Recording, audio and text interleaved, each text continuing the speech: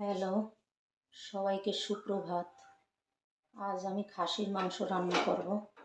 তার জন্য প্রথমে দেব নুন, হলুদ, তারপরে দেব রসুন থেতো করা, এটা জিরে বাটা, আদা বাটা, শুকনো লঙ্কা বাটা,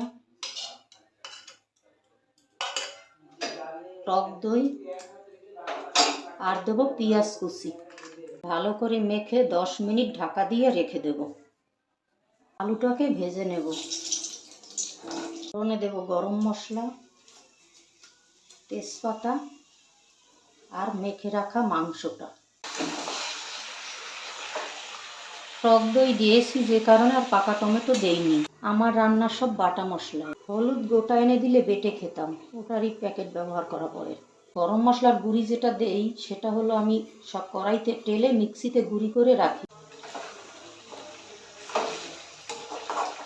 কষানো হয়ে গেছে, আমি জল দেব। গরম মশলা দিয়ে নামিয়ে দেব। হ্যালো গাইজ, আগে তোমরা খাবে, তারপরে জানাবে রান্না কেমন হয়েছে।